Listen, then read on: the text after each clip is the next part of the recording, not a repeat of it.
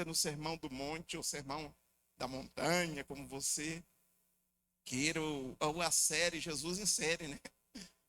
Falando ali para aquela multidão que estava com ele naquela época, naquele tempo, naquele momento. E Jesus não perdeu tempo, porque ele era um comunicador da sua palavra. Ele sempre mostrou, é tanto que eles viram lá, né, e se alegraram da forma qual Jesus ele pregava, porque Jesus pregava com autoridade. Amém? Mateus, no capítulo 7, do verso 15 ao 23. Amém? Mateus 7, 15 ao 23. Aí fala ainda dos falsos profetas. Todos acharam? Amém?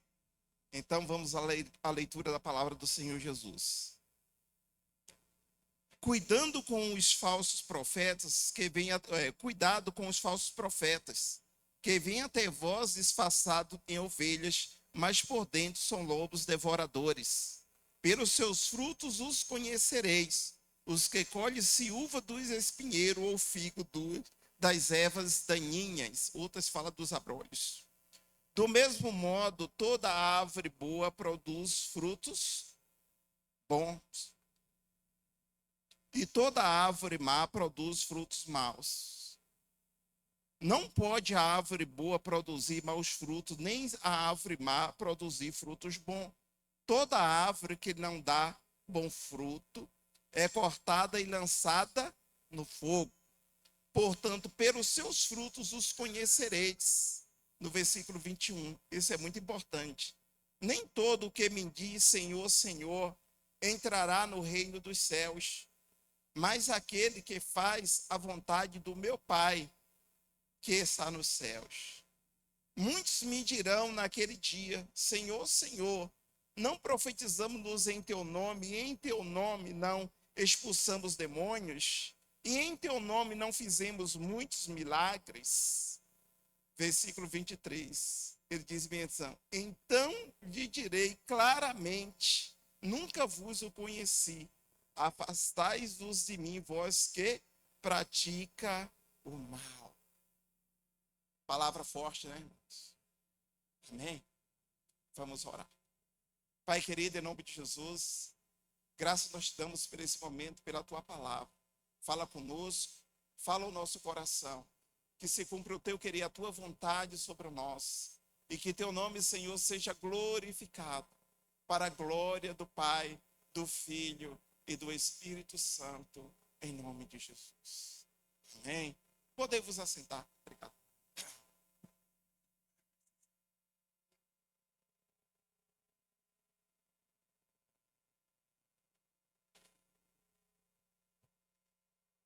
Querido, eu fiz um rabisco ali desse texto.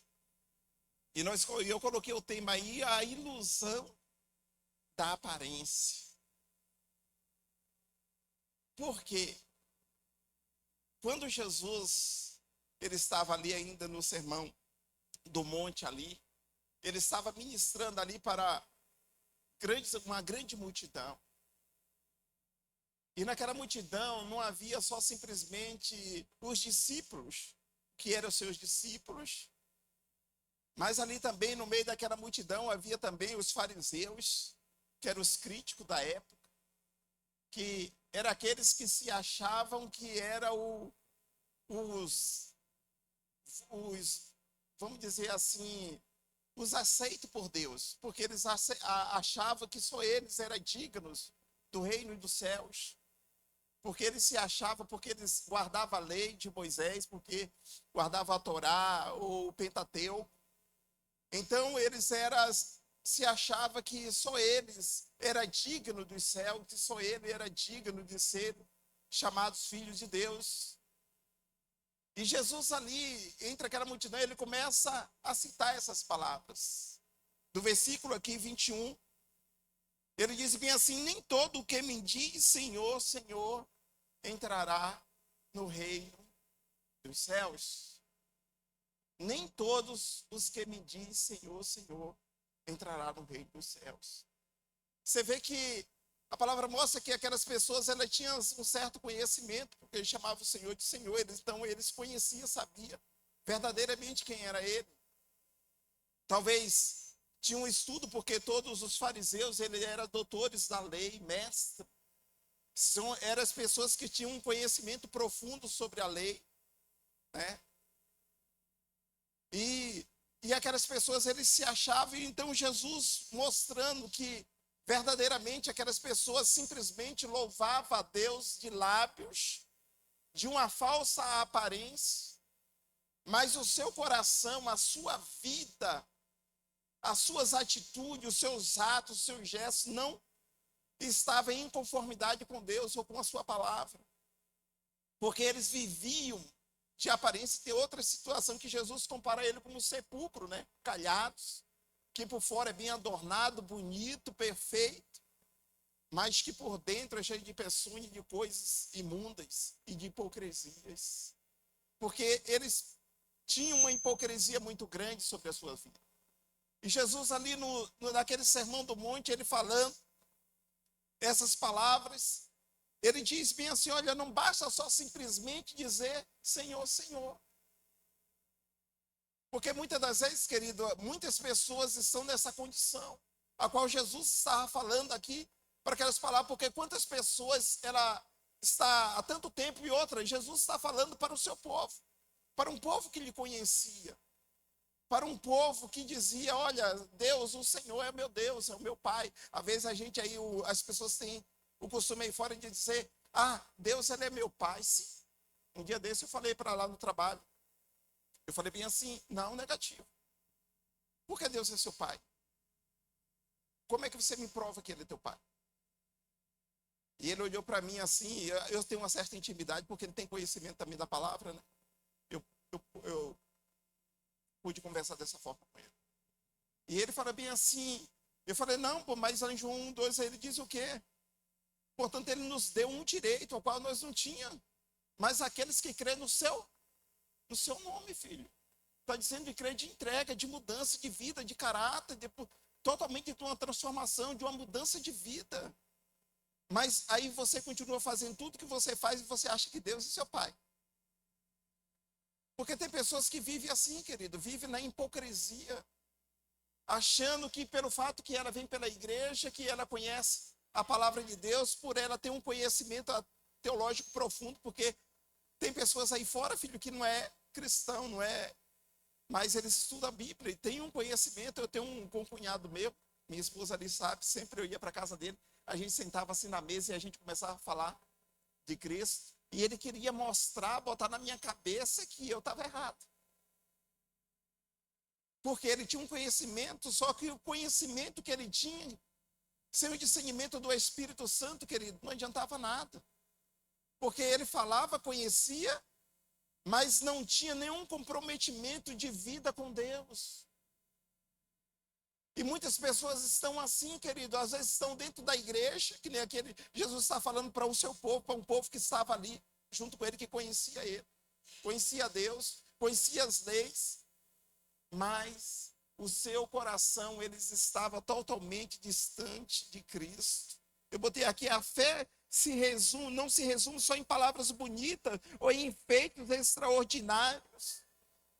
A verdadeira intimidade cristã exige obediência.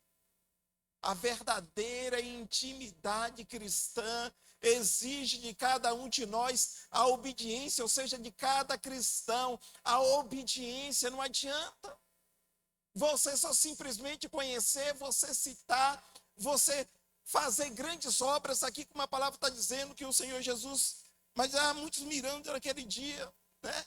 Senhor, eu tenho expulsado demônio em teu nome, eu tenho feito grandes milagres, ou seja, eu tenho feito grandes obras. Mas uma vida de obediência à palavra de Deus não. Por isso que ele está dizendo, né? Eu direi naquele dia, apartai-vos de mim, maldito, que eu nunca vi, nem vos conheço. Ou seja, eles se achavam, viviam uma vida de engano, achando que a vida, que o trabalho, algo que ele fez para Cristo, até mesmo dentro da igreja, né? Eu louvo a Deus, eu me apresento, eu canto, eu toco, eu prego, eu faço tantas outras coisas, mas e daí? Se você fazer isso, isso é simplesmente um trabalho na igreja que você pode estar fazendo, mas a sua vida com Deus, a sua intimidade com Deus, como é que está? A sua entrega com Deus, como é que está? Será que você está vivendo uma intimidade íntima de entrega com Deus, uma vida de entrega com Deus, uma vida de intimidade com Deus?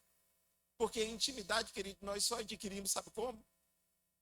Com joelho, com humilhação, diante da presença de Deus. É no momento que você não está bem, mas que você chega, que você sabe que Deus ele está com você, você vai lá, dobra o teu joelho e começa a se humilhar diante da presença de Deus e dizer: Senhor, olha, eu não estou bem, eu estou mal, eu estou assim, mas eu sei que o Senhor é comigo, me ajude, me dê força para que eu possa vencer. E ele vai, o Espírito Santo, ele vai te ajudando, vai te capacitando, te preparando, porque todos nós também temos dias que nós não estamos bem. Mas quando você tem uma vida com Deus é mais fácil, querido. Quando você tem uma vida de entrega, uma vida de comunhão com Deus, uma vida na presença de Deus, o teu relacionamento íntimo com Deus, ele faz toda a diferença. Porque você pode ter grandes obras extraordinárias. Você pode ter um trabalho de uma vida inteira. 10, 20, 30 anos, na hora que eu paro lá em casa. Quando eu me converti a Cristo, eu tinha tinha terminado de fazer 19 anos. E muitos chegavam para mim e falavam: você é doido, você perdeu a sua vida toda, como é que você vai fazer uma coisa dessa? Se tanta coisa que o mundo vai te oferecer, a visão do mundo. De pessoas que diziam que são meus amigos. Cara, você está muito novo para ir para a igreja agora, para servir a Deus. Não, cara, o mundo tem muita coisa ainda para te oferecer. Mais tarde, que nem muitos dizem: não vou para a igreja agora não, quando eu tiver velhinho eu vou. Já vi muitos falar isso, eu evangelizando, falando: ainda estou novo, irmão, tem muita coisa que curtir, agora não, vou curtir, depois que eu curtir bem, aí eu vou. Eu falei: tá bom. É assim que você pensa, né? Mas é assim, amados. Em 1997, foi 24 de dezembro de 1997, que eu me entreguei a Cristo. E eu posso dizer para você com propriedade que não foi fácil estar aqui até hoje. Foi muita luta, foi muito momento de dificuldade, foi muito momento de angústia, muito momentos de depressão, muitas das vezes angustiado, depressivo em algumas situações, por estar passando por algumas situações também na vida. Mas eu nunca pensei em desistir da presença de Deus. Nunca eu pensei de olhar para trás, de dizer: Deus, agora eu não quero te servir, eu não fazer a tua vontade. O contrário, quando os dias estão mal para mim, eu vou para o joelho, eu vou para o resultado, eu vou para a oração, porque eu tenho certeza do Deus a qual eu sirvo. Isso não é diferente, querido, nós temos que procurar viver uma vida com Deus. Aí eu botei aqui o perigo da confissão vazia, o perigo da confissão vazia, porque muitas pessoas elas chegam diante de Deus, né? E Deus, eu estou assim, eu preciso que o Senhor faça algo na minha vida, porque eu quero viver uma vida com o Senhor, tal, beleza. Passa um tempo ali buscando a Deus, orando, se consagrando na presença de Deus, mas quando vem o dia da adversidade, ela começa a olhar para as dificuldades e deixa de servir a Cristo. E aí, irmão, tudo que ela conquistou durante anos na vida, ela jogou, deixou para trás. Amados, eu digo uma coisa para você: se está difícil, não é fácil para ninguém. O próprio Jesus nunca disse que seria fácil. Esses dias um irmãozinho chegou para mim e me assim: ei, irmão, só vitória. Todo mundo que ele vê lá na empresa, ele passa, é só vitória. Eu falei bem assim: irmão, só vitória, eu não entendo isso. Só vitória? Não, não é só vitória. Porque tem momento que Deus permite que a gente passe pelo deserto. Tem momento que Deus permite que a gente passamos pelo vale. Tem momento que Deus ele quer que verdadeiramente a gente venha buscar ele de entrega total. Não é só, tá tudo bem, tá tudo fluindo na minha vida. Não, então tá errado aí. Então eu tenho alguma coisa errada na sua vida. Porque o crente que ele busca a Deus, irmão, é uma luta todo dia. Quando você se entrega, quando você está buscando a Deus, quando você está mais orando e está mais buscando a presença de Deus, aí que o inimigo se levanta, Satanás se levanta, os problemas vêm, as dificuldades vêm contra a tua vida para ver se de alguma forma você vai parar, para ver se de alguma forma você vai desistir, mas você tem que permanecer firme na presença do Senhor. Ele diz, a rotina religiosa não nos salva. A rotina religiosa, a nossa rotina do dia a dia, queridos, de todo dia simplesmente, Senhor, eu vou hoje na tua igreja, vou fazer um trabalho, uma evangelização, seja lá o que você for fazer. O trabalho normal que nós fazemos, de costume. Isso não garante a tua salvação. O seu trabalho, ele não garante a tua salvação. O trabalho de rotina, ele não vai garantir a tua salvação. O que vai garantir a tua salvação é uma vida com Deus, mas uma vida diária, todo dia. Todo dia você precisa orar. Todo dia você precisa buscar a presença de Deus. Tem hora de manhã que eu saio, eu oro. Quando eu chego de tarde, eu já estou vazio. Já estou com aquela cobrança, não sei se você é assim. Mas é hora quando eu chego, já tem aquela cobrança, eu já fico inquieto, então eu já sei o que eu tenho que fazer. Já tenho que ir para o joelho de volta buscar força. Porque é assim, amados. É assim. Tem momentos que nós temos que buscar a Deus, tem um momento na necessidade da nossa alma de estar com o Senhor, de estar buscando a presença de Deus, de estar se entregando ao Senhor. Porque não basta só dizer, Senhor, Senhor, olha, eu estou aqui. Olha, Senhor, Senhor. Mas nós precisamos dar um bom testemunho, nós precisamos viver uma vida com Cristo, uma vida na presença de Deus. Porque nós não sabemos, queridos, nem o dia e nem a hora em que o Senhor ele virá. Mas ele deixa bem claro lá em Mateus 24, no verso 36 em diante, que ele diz bem assim acerca da vigilância: quanto ao dia e a hora ninguém sabe, nem os anjos do céu, nem o Filho, mas somente o Pai. Somente o Pai. Tem mais na frente, ele diz bem assim, se o pai de família ele soubesse que hora o ladrão viria para arrombar sua casa, ele vigiaria e não deixaria. Porque ele saberia então que hora o ladrão viria, então ele iria vigiar, ele ia estar ali velando, ele ia estar ali cuidando, para que o inimigo não viesse saquear a sua casa e roubar os seus bens. Mas ele diz bem assim, que assim há também a vinda do Filho do Homem, quando muitos não perceberem, quando muitos estiverem distraídos, quando muitos estiverem desatentos. Aí, meu irmão, aí virá o Filho do Homem e será tarde demais. Enquanto Cristo está nos dando a oportunidade, queridos, de viver uma vida com Ele, vive uma vida verdadeira, uma vida na presença de Deus, uma vida de entrega todos os dias. Não desista de Cristo, não desista de estar na presença de Deus. Se você talvez não tenha força, chame um irmão, ore com ele, peça força a ele para ele te ajudar em oração. Mas não desista. Busque a presença de Deus, mas uma vida de entrega, uma vida verdadeira com Deus, uma vida de intimidade com Deus, não uma vida de aparência.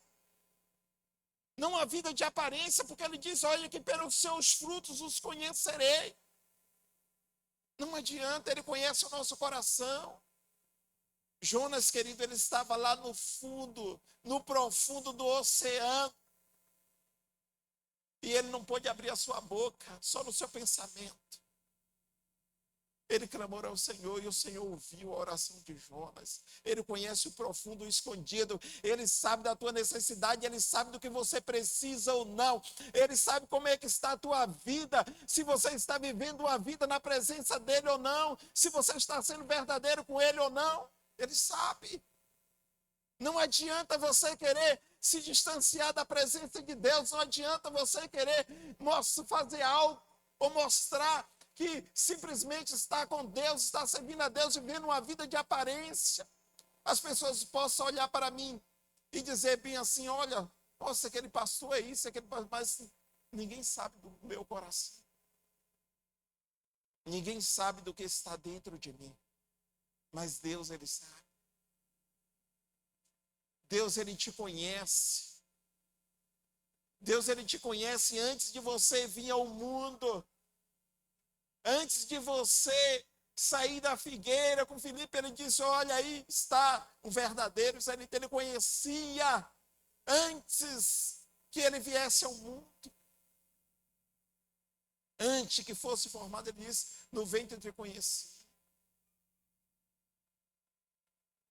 Ele falou para o profeta do Senhor, meu amado, não adianta. Deus, Ele conhece o nosso coração.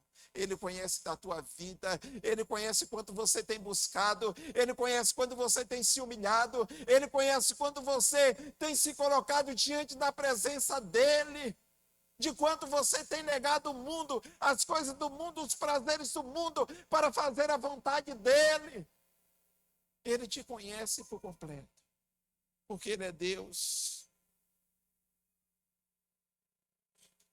O contraste entre a palavra e o viver. Tem pessoas que vivem só de palavra, de falácia, como diz o nosso pastor, né? Mas a sua vida não condiz.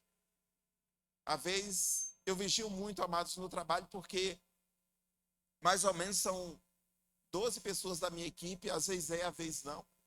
Mas a quantidade, mais ou menos, de pessoas, são 12 pessoas que trabalham comigo.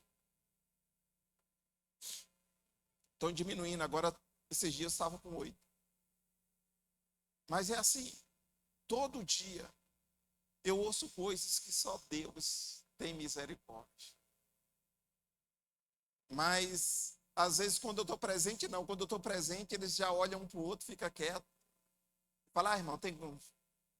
desculpa aí, foi mal. Tudo deles é, desculpa aí, já falou, mas, desculpa aí, foi mal. Como se fosse uma desculpa, porque eu estou ali, porque eu sou cristão. Mas tem hora que eu paro assim e falo, obrigado, Deus, porque pelo menos eles vê. Porque todo dia eu falo de Jesus para eles, todos os dias nós temos o nosso momento de reflexão da palavra, e eu preparo uma mensagem rápida ali, um versículo, e nós fazemos uma oração todos os dias. Porque, queridos, nós temos que confessar a Cristo. Tem pessoas, muitas das vezes, que ela tem vergonha de representar o seu Deus. Elas, às vezes, têm vergonha de dizer que é cristão. Já vi pessoas quando falam bem assim, paz, irmã, paz, irmão. Porque está no meio de púlpito de muita gente. Amados, não importa. O Senhor deixa bem claro. Olha, aquele que me confessar diante dos homens, eu confessarei diante de meu Pai que está nos céus. Mas, porém, todo aquele que me negar diante dos homens, eu também negarei diante do meu Pai que estás no céu. Queridos, é a palavra do Senhor. Nós temos que levar Cristo. Nós temos que levar a marca de Cristo, a cruz de Cristo conosco. Nós temos que levar a nossa cruz. E as pessoas têm que olhar para nós e ver Cristo em nós. Eles têm que olhar para nós e desejar ser igual a nós. Porque não basta viver de aparência, não basta só de viver de Senhor, que Jesus é meu Senhor, é o meu Salvador. Mas será que é verdade? Tudo que nós estamos falando, ou simplesmente é uma mentira? Ou estamos mentindo para nós mesmos? Porque quando chegamos diante daquele grande dia, ou seja, aqui ele está falando, quando ele fala Senhor, Senhor, naquele grande dia, ele vai nos apresentar diante do Pai que nós somos dele. Mas você precisa estar vivendo uma vida verdadeiramente na presença de Deus. Amém? Vocês têm que estar vivendo uma vida com Deus, uma vida na presença do Espírito Santo de Deus, o padrão divino. Você sabia que Deus ele tem um padrão? Não basta só dizer Senhor, Senhor. Não basta dizer, o Senhor é o meu Deus, é o meu Salvador, é o meu Redentor. Não basta. O padrão divino é obediência a Deus. É obediência a Deus, ele é o padrão. Olha, por isso que ele está dizendo, não, mas só os que fazem a vontade do meu Pai que está nos céus. E se você não faz? E se você não vive a palavra? E se você não está dando um bom exemplo? Porque ele conhece, querido, cada árvore pelos seus frutos. Uma árvore boa, ela produz bons frutos. Uma árvore má, ela produz frutos maus. Não pode uma árvore boa produzir frutos maus e nenhuma árvore má produzir frutos bons. E ele diz, pelos seus frutos eu conhecereis as árvores. Eu quero dizer que tipo de árvore você é.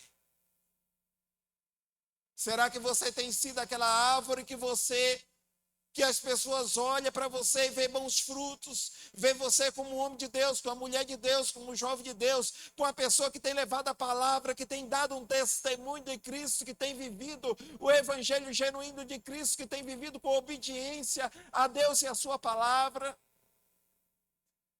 Então, se você está fazendo isso, você é bem-aventurado. Amém? Se você está vivendo em conformidade com a palavra, com a intimidade genuína, com um relacionamento íntimo com Deus, então você é bem-aventurado. Amém? Se coloque de pé, queridos.